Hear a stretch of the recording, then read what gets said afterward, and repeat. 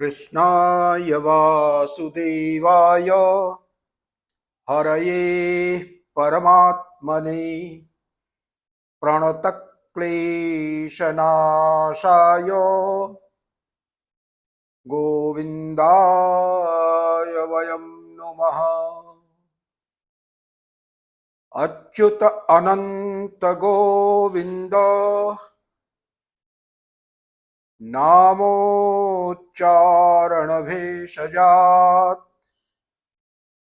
नश्यन्ति व्याधयः सर्वे सत्यं सत्यं वदाम्यहम्। अनन्याश्चिन्तयन्त्यो माम् ये जनाः पर्युपासते तेषां नित्याभियुक्तानां योगक्षेमं वहाम्यहम्। स्मृते सकलकल्याणं भाजनं यत्र जायते पुरुषं तमजं नित्यं व्रजामि शरणं हरिम्। कृष्णं वंदे जगद्गुरुम्। So friends, Vande Mataram. आज पूरी प्रकृति के उत्सव का नहीं बल्कि महोत्सव का दिन है। आज नंद के आनंद भयो जय कन्हैया लाल की, डोली डंडा पाल की जय कन्हैया लाल की, नंद के आनंद भयो जय कन्हैया लाल की। तो आज पूरी प्रकृति आनंद मना रही है। आज नंद और यशोदा के घर में यदुवंश शिरोमणि साक्षात परब्रह्म श्री कृष्ण चंद्र विराज रहे हैं। यह हमारा सौभाग्य है। धन्यास्तुते भारत भूमि भागे। ये भारत भूमि इतनी भाग्यशाली है कि देवता भी यहाँ पे अवतार लेने के लिए तरसते हैं, और जगह ये अपने दूत या पूत को भेज के काम चला लेते हैं। लेकिन जब भारत भूमि की बात होती है तो फिर दूत पूत को मना कर देते हैं, कहते हैं कि ना ना ना ना, यहां मैं खुद जाऊंगा। अब ये इस भूमि का भाग्य है और हम लोगों का भी भाग्य है। हम लोग इतने शरारती हैं कि भगवान जानते हैं कि यहाँ दूत पूत से काम नहीं चलने वाला, यहाँ तो साक्षात हमको चलना पड़ेगा। फिर भी अगर सब मान जाए तो बहुत बड़ी बात है, क्योंकि इतना बड़ा उपदेश देने के बाद गीता का अंत में भगवान को यही कहना पड़ा कि इतिते ज्ञानमाख्यातम गुह्यात गुह्यतरम परम विमृश्य तत् अशेषेण। माने क्या कि गुह्य से गुह्य जितना भी ज्ञान था सब तुमको बता डाला, कोई कसर नहीं रखा। अब तुम्हारा काम है कि तुम इस पे खूब मंथन करो, और मंथन करने के बाद there is no single commandment from my side. ये कोई कमांडमेंट का दर्शन और धर्म नहीं है। यह कमांडमेंट की धरती नहीं है। यह कमांडमेंट नहीं मानती, वो और कोई होंगे। भेड़ चराने वाली कौम को कोई गणेरिया जो है वो उपदेश कर सकता है, उसको कमांडमेंट दे सकता है। लेकिन ये भारत भूमि है ना, ऋषियों की भूमि है, ये प्रज्ञा के अवतरण की भूमि है। यहां तो इंक्वायरी होती है, हर चीज में जो है इन डेप्थ इंक्वायरी होती है, और इन डेप्थ इंक्वायरी के बाद जो हमारे अनुभव में सत्य प्रकाशित हुआ है, उद्घाटित हुआ है, हम उसको मानते हैं। और मानते क्या है, हम उसको जानते हैं। हमारे यहाँ जानने का सवाल है, मानने का तो क्या है, वो तो आंख पे पट्टी बांध दो, कुछ भी मान लो। मानना और न मानना ये दोनों एक ही बात है।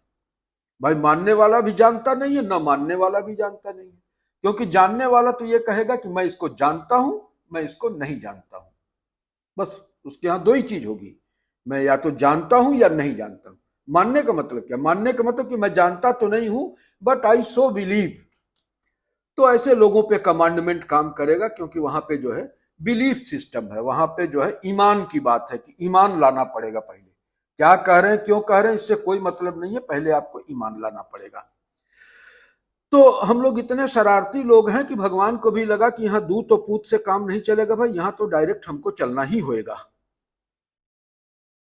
तो भाद्रपद की भाद्रपद के कृष्ण मास के अष्टमी तिथि को भगवान श्री कृष्ण का अवतरण होता है। और अवतरण भी क्या मजेदार अवतरण होता है।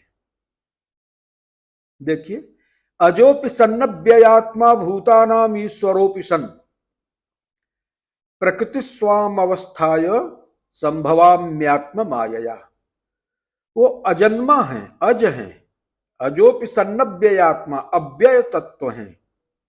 भूतानाम ईश्वरोपि सन, सबका ईशन करते हैं, भूत का, प्राणियों का ईशन करने की सामर्थ्य रखते हैं। और बावजूद उसके प्रकृति स्वाम अवस्थाय संभवाम्यात्म मायया, अपनी आत्मस्वरूपा जो माया शक्ति है उसको अपने वशीभूत करके प्रकृति शक्ति की सत्ता को अपने बस में करके अपनी ही माया से मैं संभव होता हूं। माने क्या कहना कि जो मध्यानि भारत अव्यक्त निधनान्येव तत्र का परिदेवना, अव्यक्तादीनि भूतानि व्यक्त मध्यानि भारत अव्यक्त निधनान्येव तत्र का परिदेवना। तो अव्यक्त और व्यक्त का खेल है सब। वो परब्रह्म जो है अव्यक्त सत्ता है, निर्गुण है, निरंजन है, अज है, अविनाशी है, अव्यय है। और जब उसकी इच्छा होती है, जब आवश्यकता होती है, तो अपनी प्रकृति की सहायता से, जो कि उनकी सहचरी है, अपनी सहचरी प्रकृति शक्ति की, माया शक्ति की सहायता से वो प्रकट हो जाते हैं, वो अवतरित हो जाते हैं। तो जन्म कहाँ उनका होना है? ये जन्म क्या है? वो हम लोगों के सामने जीवन के कुछ आदर्शों को प्रस्तुत करने के लिए, हम लोगों को प्रेरित करने के लिए, भक्तों को अपने चरित्र के सुधा सिंधु में अवगाहन का अवसर देने के लिए, मानवता को त्राण देने के लिए वो एक नाटक करते हैं, लीला करते हैं। लेकिन ये लीला भी बड़ी मजेदार की है, क्योंकि भगवान कृष्ण का तो जानते हैं ना, अधरम मधुरम वदनम मधुरम हसितम मधुरम चलितम मधुरम बलितम मधुरम गलितम मधुरम मधुराधिपतेरखिलम मधुरम। तो उनका सब कुछ तो मधुर है। वो जीवन के आह्लाद हैं और साक्षात कर्म की प्रतिमूर्ति है। वो इस भारत भूमि में आए तो हमें एक जीवन का दर्शन देने के लिए, जीवन की दृष्टि देने के लिए, जीवन का संबल देने के लिए आए। और इसलिए उन्होंने हर तरह के आदर्शों को जिया।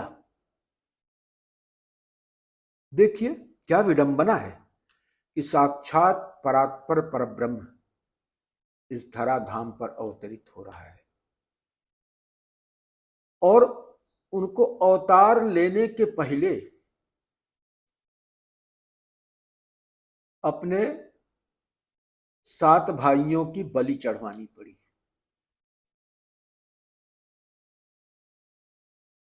अपने माता पिता को कारागार में कैद रखना पड़ा। अवतार लेते ही उनको भरी हुई जमुना पार करके घनघोर बारिश में कहीं और ठौर ढूंढना पड़ा। और इतना नहीं, अपनी योग माया को भी उस क्रूर कंस के हाथ में सुपुर्द करना पड़ा। ये अलग की बात है कि वो क्रूर कंस भी योग माया का कुछ बाल बांका नहीं कर सका, और वो जब वो तानता है पत्थर पे पटकने के लिए, तो वहीं से वो जो है उनके हाथ से उड़ के जाके विंध्याचल में स्थापित हो जाती हैं, और आकाशवाणी होती है कि तुम्हें मारने वाला तो कहीं और व्यवस्थित हो चुका है, अब तुम चिंता मत करो। तो वो जाके विंध्याचल में विंध्याचल निवासिनी भगवती के रूप में ख्यापित होती हैं, स्थापित होती हैं। पैदा हुए 1 हफ्ता भी नहीं हुआ, पूतना चली आती है उनको हलाहल विष पिलाने के लिए, और वो हलाहल विष भी स्वीकार कर लेते कि आओ भाई, तुमको कोई बात नहीं, तुमने मुझे अपने स्तनपान का सौभाग्य प्रदान किया, भले ही उसमें जहर मिश्रित था किसी के इशारे पे, लेकिन तुमने माता का कार्य किया, इस मातृत्व का मैं सम्मान करता हूं और तुम्हें इस राक्षस योनि से मुक्ति प्रदान करता हूं। तो उस कुमाता को भी उन्होंने माता की गति प्रदान किया। बचपन में बकासुर को मारे, अजासुर को मारे, काली नाग का किए, कितने दुष्टों का संहार किए, मल्ल युद्ध किए। माने इस चरित्र का पूरा जीवन एक लंबे संघर्ष का इतिहास है। लेकिन इन सारे संघर्षों के बीच अविचल भाव से अपने कर्म पथ पर अडिग रहे, और जीवन को भी पूरी इंटेंसिटी में इन्होंने जिया। 11 साल, 11.25 साल का समय इन्होंने वृंदावन में खूब रासलीला भी किया, खूब गोचारण भी किया, ग्वाल बालों के साथ खूब मस्ती भी किया, कोई कसर नहीं छोड़ा। और फिर जब दूसरी भूमिका के निर्वहन का समय आया, तो पलट के दोबारा फिर न तो वृंदावन को देखे, न गोकुल को देखे, न मथुरा को देखे, फिर तो हस्तिनापुर उनका कर्म क्षेत्र रहा, और वहां से जब निवृत्त हुए तो द्वारका में चले गए, और वहां की अलग अपनी कहानी है। तो आजीवन संघर्ष करते रहे अविचल भाव से, और आजीवन ही नहीं, मृत्यु पर्यंत, मरते समय भी उनको मालूम था कि अब लीला संवरण का समय आ गया है और किसी के साप के मर्यादा की रक्षा करनी है, तो आराम से लेट के वृक्ष के तने के सहारे बांसुरी बजा रहे हैं और इंतजार कर रहे हैं कि कब वो बहेलिये का तीर आके हमारे पैर में लगेगा और मेरी लीला का संवरण हो जाएगा। तो ये निष्कलुष निष्प्रिय जीवन है साक्षात कर्मयोगी का। जो लोग उनके जीवन के सिर्फ लास्य को, रासलीला को या आह्लाद के स्वरूप को देखते हैं, बंसी वादक के स्वरूप को देखते हैं, उनको ये नहीं भूलना चाहिए कि कृष्ण जैसा योद्धा न हुआ न होगा, महाभारत जैसा युद्ध न तो कभी हुआ न तो होगा। तो बचपन में ही उन्होंने गोवर्धन पर्वत को उठा लिया, और अगर वो बंसीधर थे तो गोवर्धन धारी भी थे और चक्र सुदर्शन धारी भी थे। भीष्म की प्रतिज्ञा को रखने के लिए अपनी प्रतिज्ञा को तोड़ देते हैं और रथांग पाड़े बन जाते हैं, रथ के पहिए को हाथ में लेके टूट पड़ते हैं उनके ऊपर। झूठ का भी सहारा लेते हैं, छल का भी सहारा लेते हैं, माया का भी सहारा लेते हैं, रणछोर भी बन जाते हैं, क्योंकि उनकी दृष्टि अविचल रूप से अपने लक्ष्य पर होती है, और लक्ष्य प्राप्ति के मार्ग में अगर कुछ भी बाधक है तो वो श्री कृष्ण को स्वीकार्य नहीं है। आज हमारे हिंदू समाज को, हमारे सनातन समाज को, हमारे भारत राष्ट्र को आवश्यक है कि इन सिद्धांतों को एक बार फिर से अपनाएं और अपना खोया हुआ गौरव, खोया हुआ आत्मसम्मान, खोई हुई प्रतिष्ठा और खोया हुआ वैभव दोबारा से प्राप्त करें। कौन सा ऐसा ज्ञान है जो उन्होंने गीता में खोल के नहीं रख दिया है? हमारे भारतवर्ष में वेद साक्षात जो है ब्रह्मवाणी माना जाता है। फिर ऋषियों ने उसका श्रवण किया, उसको विजुअलाइज किया, उसको एक्सपीरियंस किया, और फिर वो श्रुति जो है वो स्मृति के माध्यम से, स्मृति पुराणों के माध्यम से, पुराण इतिहास के माध्यम से आज तक अनवरत चले आ रहे हैं, समाज में हमारे प्रवहमान हैं। और विशाल वांग्मय का भंडार है। बावजूद उसके अगर संक्षेप में जानना चाहें तो वेदों का सार उपनिषद, और उपनिषद का सार जो है वो गीता, और गीता साक्षात भगवान, या स्वयं पद्मनाभस्य मुख पद्मात् विनिश्रिता गीता सुगीता कर्तव्या किमन्ये शास्त्र विस्तरे, या स्वयं पद्मनाभस्य मुख पद्माद् विनिश्रिता सर्वोपनिषदो गावो दोग्धा गोपाल नंदन पार्थो वत्सः सुधीर भोक्ता दुग्धम गीतामृतम महत। तो उस गीता का भगवान श्री कृष्ण पैदा हुए नहीं पैदा हुए, आज की तारीख में उनका उत्सव मनाइए, आनंद मनाइए। और हमारा भारतवर्ष जो है ना, हमेशा से उत्सव प्रेमी रहा है, और श्री कृष्ण का पूरा जीवन चरित्र साक्षात उत्सव है, साक्षात आह्लाद है, एक समारोह है। तो इसको मनाइए, निश्चित रूप से मनाइए, उनके जीवन के, उनके चरित्र का अवगाहन करिए, उसमें डूबिए, और उसमें से ज्ञान के मोती निकालिए जिनसे आपका जीवन आलोकित हो उठे। आज समय इस बात की है। तो हम इतने सारे वेद, उपनिषद, पुराण और महाभारत और रामायण और सबको छोड़ दें, सिर्फ अगर जो है उपनिषदों के सार गीता को ले लें। गीता जो है महाभारत का एक अध्याय है, और एक अध्याय भी पूरा नहीं है, उसका एक हिस्सा है। लेकिन ये गीता इतना महत्वपूर्ण है, गीता में उन्होंने जो कुछ भी कह रखा है, हमें उसको समझने की जरूरत है। अगर हम कृष्ण को याद रखना चाहते हैं, उनके आदर्शों को याद रखना चाहते हैं, तो आज के दिन हम ये प्रतिज्ञा करें कि घर घर में गीता का पारायण होगा। 1 श्लोक, 2 श्लोक, 5 श्लोक, जितना हो सके, लेकिन नित्य उसका पाठ करेंगे और उसको आत्मसात भी करेंगे। अगर हम सिर्फ इतना कर लेते हैं तो हमें जीवन जीने के वो सारे फार्मूले मिल जाएंगे जिनकी एक सफल जीवन के लिए तलाश होती है, और हमारा जीवन कृतकार्य हो जाएगा। हमारे यहाँ जीवन में 4 पुरुषार्थ की कल्पना की गई है, धर्म, अर्थ, काम, मोक्ष। तो ये चारों पुरुषार्थों की सिद्धि एकमात्र गीता से संभव है, इसमें कोई संशय वाली बात नहीं है। गीता में 18 अध्याय हैं, और 18 अध्याय में 18 योग हैं।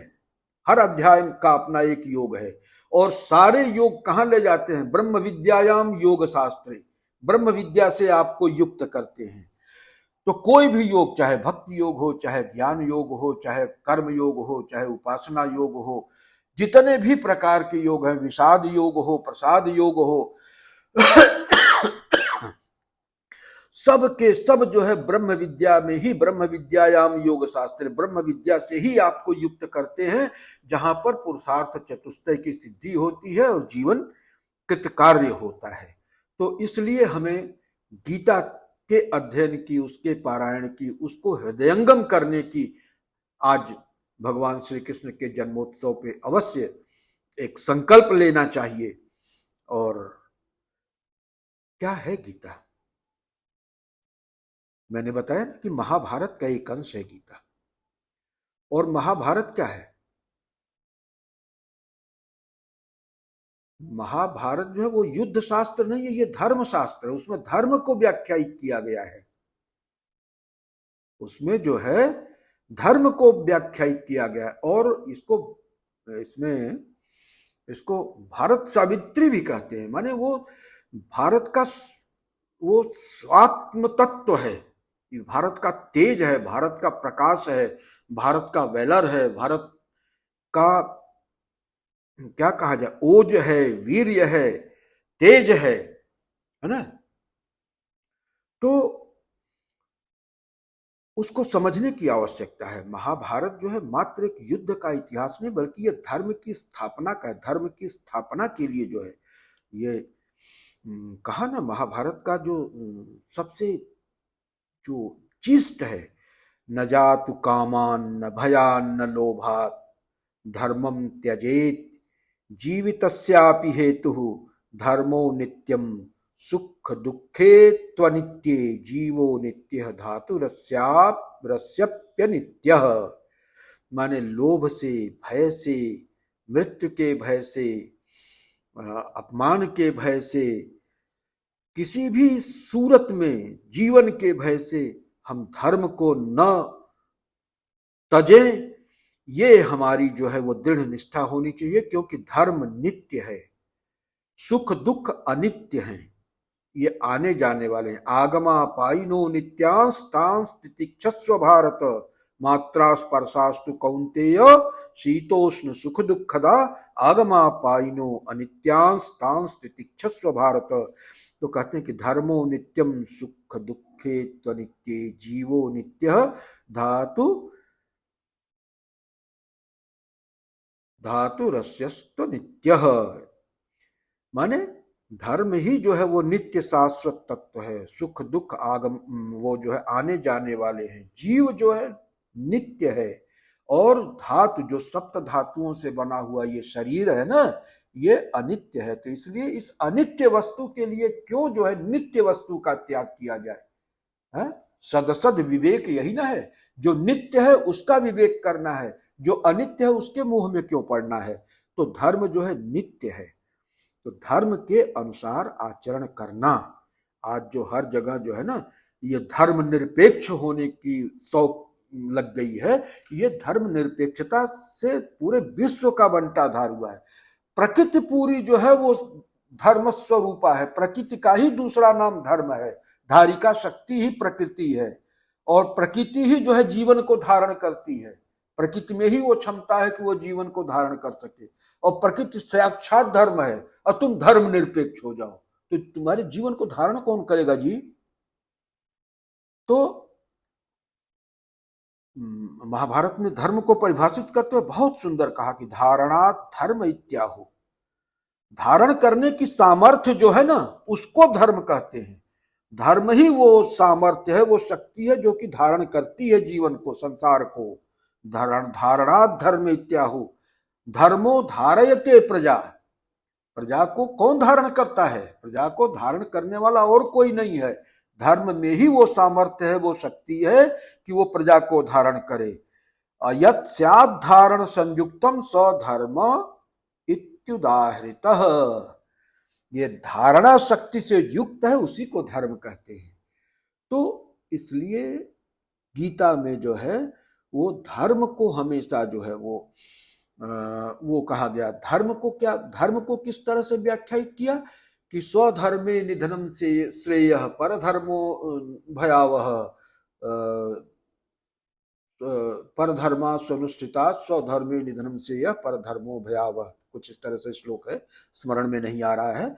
तो अपने धर्म में अटल रहते हुए मृत्यु का वरण कर लेना श्रेयस्कर है, अपेक्षाकृत इसके कि अपने धर्म को त्याग करके और दूसरे के धर्म को पालन किया जाए। और धर्म, अपना धर्म मतलब क्या है, वो वर्णाश्रम के अनुकूल है। आप जिस वर्णाश्रम में हैं, आप अगर जो है वो ये जो 4 आश्रम है ना, 4 आश्रम और 4 वर्ण, तो आश्रम में क्या है, ब्रह्मचर्य, गृहस्थ, वानप्रस्थ और सन्यास।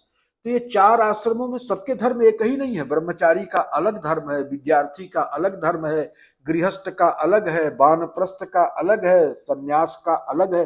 तो जिस स्टेशन पे आप सिचुएटेड हो, उस सिचुएशन के अनुकूल जो धर्म है उसके पालन की बात करते हैं।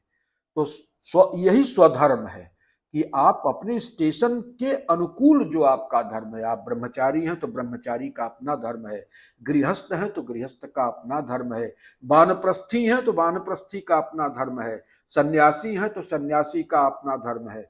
इसी तरह से जो 4 वर्ण हैं, ब्राह्मण, क्षत्रिय, वैश्य, शूद्र, तो वर्णानुकूल धर्म है तो उस धर्म का आप पालन करिए, और इस अपने धर्म का पालन करते हुए आप जो भी कार्य आपके वर्ण धर्मानुकूल है उसको करेंगे तो वह कार्य ही आपके मोक्ष का बायस बनेगा। उसी से आपको धर्म, अर्थ, काम और मोक्ष चारों पुरुषार्थों की सिद्धि हो जाएगी। कर्म चाहे आप कोई भी कर रहे हैं, आपका वर्ण कोई भी है, आश्रम कोई भी है, लेकिन अगर आप अपने वर्ण और आश्रम के अनुकूल धर्म का आचरण करते हुए अपना कर्म कर रहे हैं तो आपको चारों पुरुषार्थ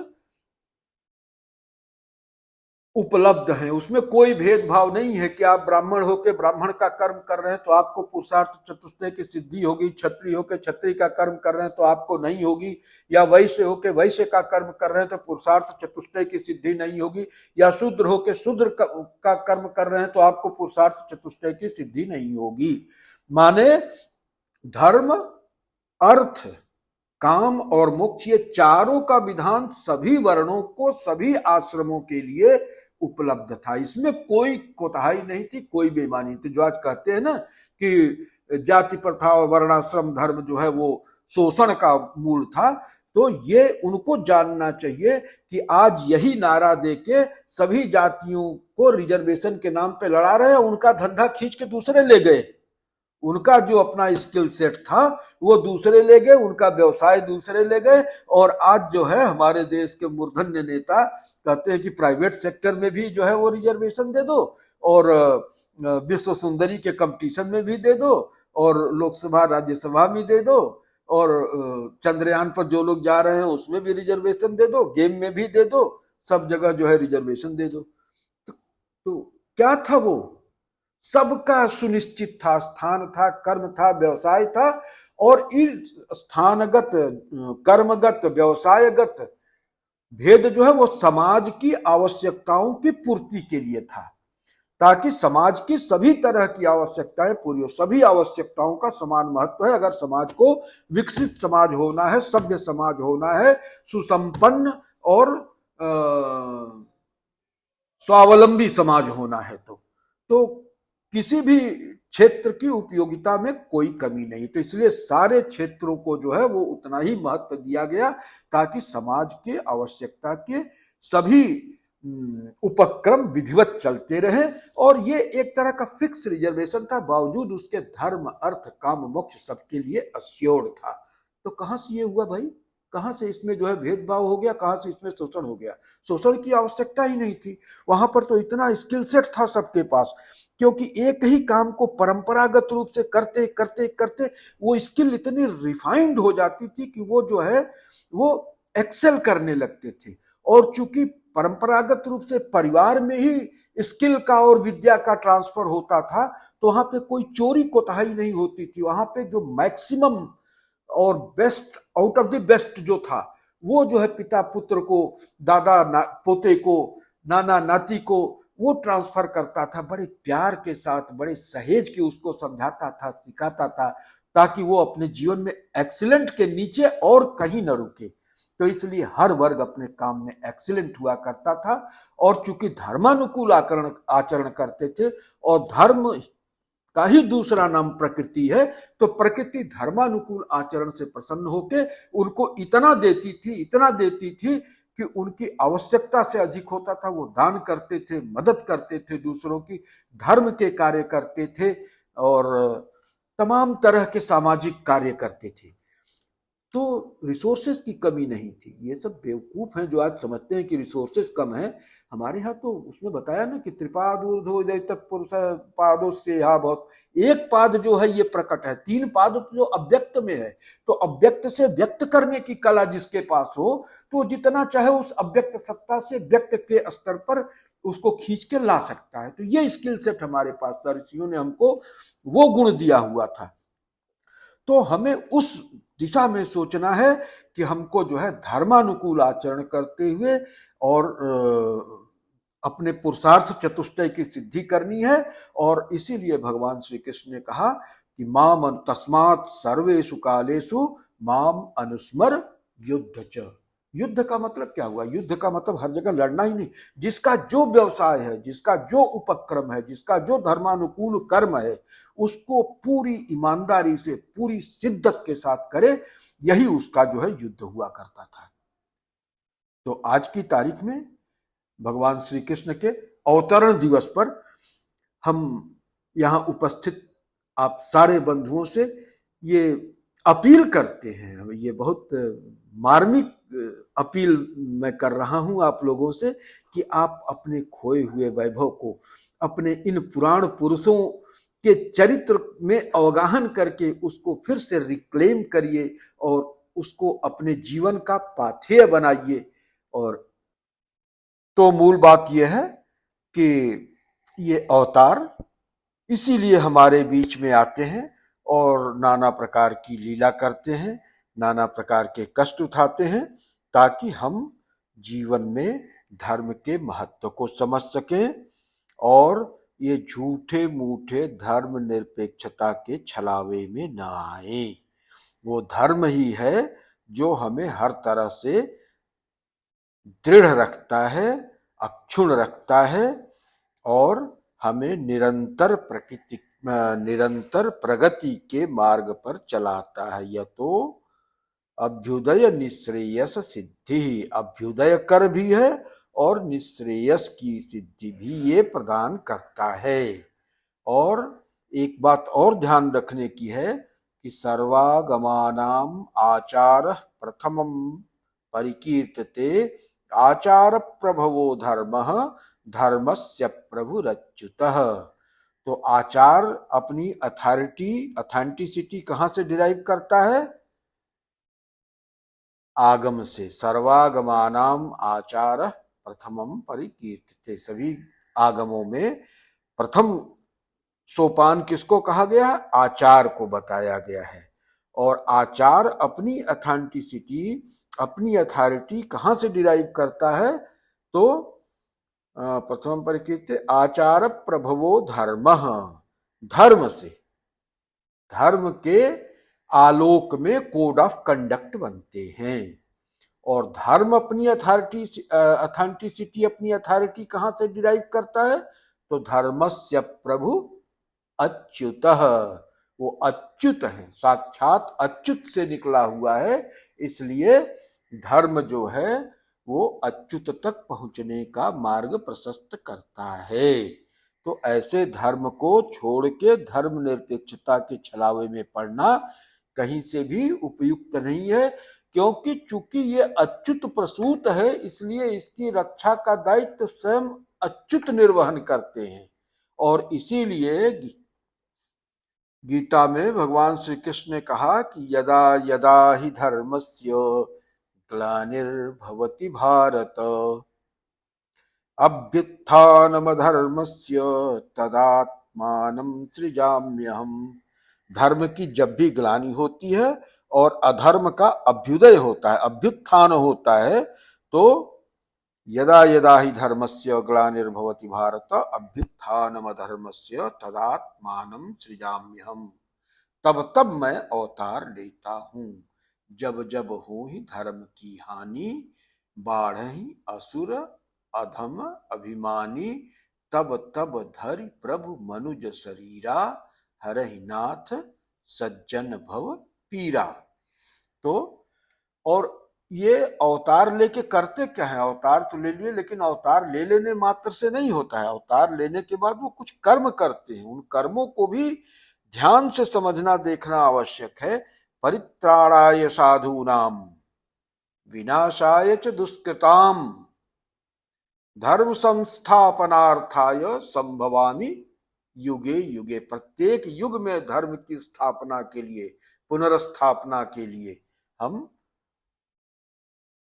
अवतार ग्रहण करते रहेंगे। और अवतार ग्रहण करके क्या करेंगे? साधुओं का परित्राण करेंगे। और साधुओं का परित्राण कैसे होगा भाई? साधुओं का परित्राण तभी होगा जबकि दुष्कृतों का विनाश होगा। ध्यान देने की बात यह है कि दुष्कृतों का विनाश ही साधुओं के परित्राण का एकमात्र साधन है। अगर दुष्कृतों का विनाश नहीं करेंगे तो कब तक साधुओं को कैद में करके रखे रहेंगे? जब वो मौका पाएंगे तब अटैक करेंगे। तो इसलिए ये जो है डिफेंसिव मैकेनिज्म नहीं काम करेगा, ये ऑफेंसिव डिफेंस लेना पड़ेगा। Offence is the best form of defence, कि जो दुष्कृत है उनका विनाश करो। दुष्कृत का विनाश ही साधुओं के परित्राण का एकमात्र प्रशस्त मार्ग है। तो परित्राणाय साधूनाम विनाशाय च दुष्कृताम, दुष्कृतों का विनाश करना ही होगा, है? तभी जाके काम चलेगा, बिना उसके जो है कुछ नहीं हो सकता है। तो इसलिए इन आप्तवाक्यों से हमें ये समझना है कि आज की जो परिस्थितियां हैं, हमारे सीडीएस विपिन रावत साहब जो आज हमारे आपके बीच में नहीं हैं, ये हमारा दुर्भाग्य था कि एक हेलीकॉप्टर दुर्घटना में वो उन्होंने अपना सर्वश्रेष्ठ बलिदान किया। उनको तो वीर गति प्राप्त हुई निस्संदेह, लेकिन हम मझधार में हो गए। तो उन्होंने कहा था कि 2.5 फ्रंट वार हमारे सामने है, एक तरफ चाइना है, एक तरफ पाकिस्तान है, और हाफ फ्रंट हमारे अंदर, हमारे बीच में छुपे हुए आस्तीन के सांप है, जो मौका पाके तुरंत हमको डसेंगे, इसमें कोई कोर कसर नहीं रखेंगे। तो ये उस समय का आकलन था। लेकिन भारत जिस तेजी से प्रगति के पथ पर अग्रसर हुआ है और जिस तरह से अपने सांस्कृतिक मूल्यों को पुनर्जीवित कर रहा है, सनातन मूल्यों की ओर वापस लौट रहा है, इससे असुर मंडली में बहुत बड़ी खलबली है। और ये असुर मंडली कौन है? वही असुर मंडली है जिसने बहुत दिन तक हमको गुलाम बना के रखा था। वो अब्राहमिक फेथ है, उसी ने हमको गुलाम बना, चाहे उसका वो इस्लामिक फेस रहा हो, चाहे वो क्या कहते हैं क्रिश्चियन फेस रहा हो। अब्राहमिकल रिलीजन की ही ये सब फेस है। और कम्युनिस्ट भी उसी का एक फेस है, वो भी एक रिलीजन ही है, कम्युनिस्ट भी एक रिलीजन ही, उतना ही रेडिकल है, उतना ही फेनेटिक है ना, और उतना ही अंधविश्वासी है।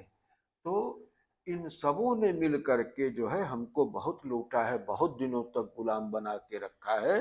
तो खास तौर से ये जो क्रिश्चियन फेस था अब्राहमिज्म का, इसने तो एक वो दौर देखा है जबकि पूरा का पूरा ग्लोब इनकी कॉलोनी हुआ करता था, इनका गुलाम हुआ करता था।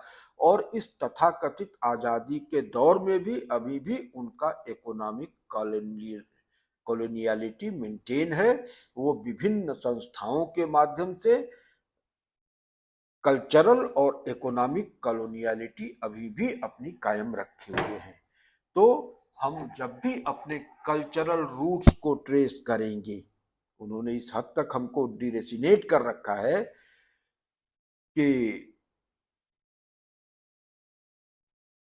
हम अपनी रूट्स को पहचानना तक भूल गए हैं। और जब हम जो है अपनी रूट्स की तरफ वापस लौट रहे हैं तो उनको लग रहा है कि अगर एक बारगी इनका वो खोया हुआ सम्मान, खोया हुआ संबल मिल गया, तब तो फिर ये हमें कहीं टिकने ही नहीं देंगे। फिर हम जो अब तक लूट के बल पर राज करते थे, हमारा लूटपाट बंद हो जाएगा तो हम तो कहीं के नहीं रहेंगे। तो वो पूरी की पूरी फोर्सेस जो है एक साथ होके वो भी जो है हमारे लिए एक बहुत बड़ा फ्रंट खोल दी हैं। तो आज की तारीख में हमारे सामने 2.5 फ्रंट नहीं है, बल्कि वो 3.5-4 फ्रंट हो गया है। तो ऐसी स्थिति में हमें बहुत मजबूती के साथ अपने धर्म पर अड़ के रहना है और अपने को इकोनॉमिक और कल्चरल फ्रीडम की ओर तेजी से पुरस्कार करना है, ताकि हम अपने खोए हुए वैभव को, खोए हुए शक्ति के स्रोतों को फिर से जो है वो रिवाइव कर सके। तो ये बात हो गई कि कहते हैं ना कि धर्म की जय हो। तो धर्म की जय हो कैसे होगा? खाली कहने से थोड़ी होगा। जब अधर्म का नाश होगा, जब अधर्म का नाश होगा तब तो धर्म की जय होगी। तो धर्म और अधर्म के क्या? धृतिस् क्षमा दमोस्तेयम शौचमिंद्रिय निग्रह धीर विद्या सत्यम क्रोधो दशकम धर्म लक्षण। और जिन भी मजहबों में, संप्रदायों में, मतों में, मतांतरों में ये 10 लक्षण धर्म के नहीं हैं, आप उनको अधर्म मान लीजिए। और इस क्राइटेरिया से जब आप विचार करेंगे तो देखेंगे कि दुनिया भर में जितने भी मतांतर मजहब हैं, क्या उनमें धर्म के ये 10 तत्व निहित हैं? धृति, क्षमा, दमो, स्तेयम, शौचम, इंद्रिय निग्रह, धीर, विद्या, सत्यम, क्रोधो, दशकम धर्म लक्षण। तो आपको एकदम स्पष्ट हो जाएगा कि किसको धर्म की कैटेगरी में रखना है और किसको अधर्म की कैटेगरी में रखना है।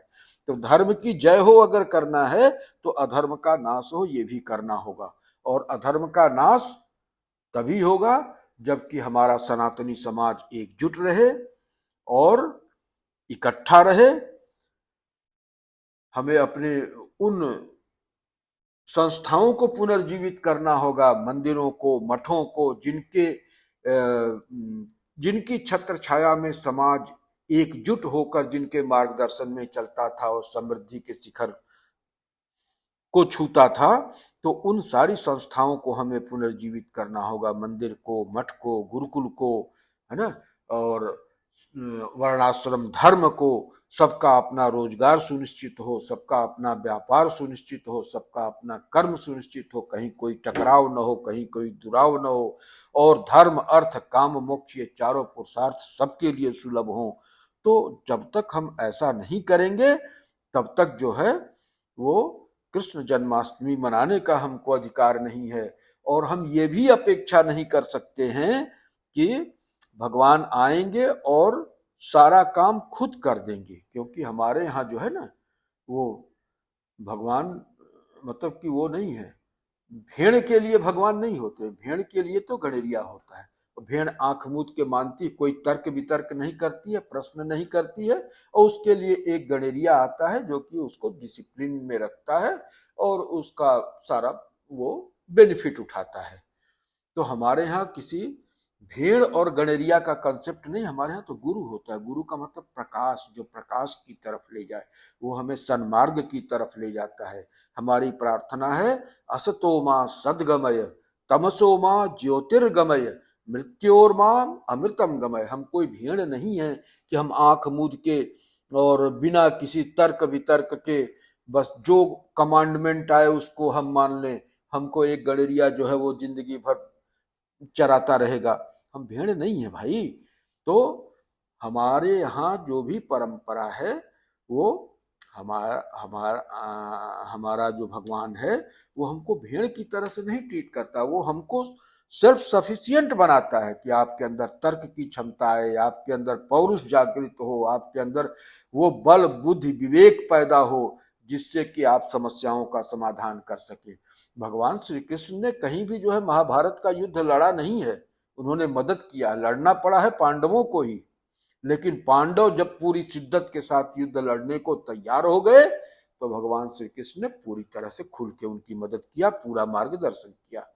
और नहीं तो भगवान श्री कृष्ण चाहते तो जब अर्जुन ने कहा कि न योत्सइति गोविंद उक्त्वा तुष्टिम बभूव विसृज्य ससलम चापः रथोपस्थ उपाविशत, तो उस समय भगवान श्री कृष्ण कहते कि ठीक है अर्जुन, कोई बात नहीं है, तुम आराम करो, मैं सबको देख लूंगा।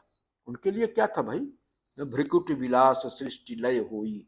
लेकिन उन्होंने कहा ना ना ना ना ना, ये नहीं है। तुमको इस तरह के आदमी की नहीं जरूरत है जो तुमको पंगु बना दे। तुम्हें इस तरह के आदमी की जरूरत है जो तुम्हारे अंदर मुर्दा में भी जान का संचार कर दे, उसके अंदर भी वो शौर्य भर दे कि वो 5 होने के बावजूद भी जो है 100 से लड़ सके, और न केवल लड़ सके बल्कि उनके ऊपर विजय पा सके। तो हमारा जो नेतृत्व है, हमारा जो गुरु वर्ग है, हमारा जो आदर्श है, हमारे जो भगवान हैं वो इस तरह के हैं कि वो जीव को ही शिव बनाते हैं। ये नहीं कि जीव तो हमेशा जीव ही रहेगा, शिव तो मैं ही रहूंगा, और वो हमेशा जो है वो बस वो माने कि नरक में है तो नरक में, स्वर्ग में है तो स्वर्ग में, बस आइडियल बना रहेगा, या तो यातना झेलता रहेगा या तो ऐश करता रहेगा। तो ऐसा हमारे यहाँ नहीं है, हमारे यहाँ तो साइक्लिक है, टाइम भी साइक्लिक है। और पुनर्जन्म की व्यवस्था है कि ठीक है भाई, इस जन्म में नहीं कर पाए, तुमको फिर से चांस देंगे, लेकिन तुमको हमको उस स्तर तक ले जाना है जहां पर कि जीव जीव ना हो के शिव बन जाए। तो शिवता की प्रतिष्ठा करना है जीव के अंदर। तो ये स्थिति है। और अगर इन बातों को समझ के हम अपने अंदर उन मूल्यों को स्थापित कर सकें, तभी हमें कृष्ण जन्माष्टमी मनाने का अधिकार है, और तभी हमें कृष्ण जन्माष्टमी मनाने का औचित्य है और अर्थ है। अन्यथा तो एक परंपरा का निर्वाह होगा और इसका कोई बहुत माने नहीं होगा। तो मैं समझता हूं कि वीडियो बहुत लंबा हो रहा है, इसलिए हम अपनी बात को यहीं पे समाप्त करते हैं। और ओम पूर्णमदः पूर्णमिदं पूर्णात् पूर्णमुदच्यते पूर्णस्य पूर्णमादाय पूर्णमेवावशिष्यते। ओम शांति शांति शांति। हरिः ओम। कृष्णं वन्दे जगद्गुरुं, कृष्णं वन्दे जगद्गुरुं।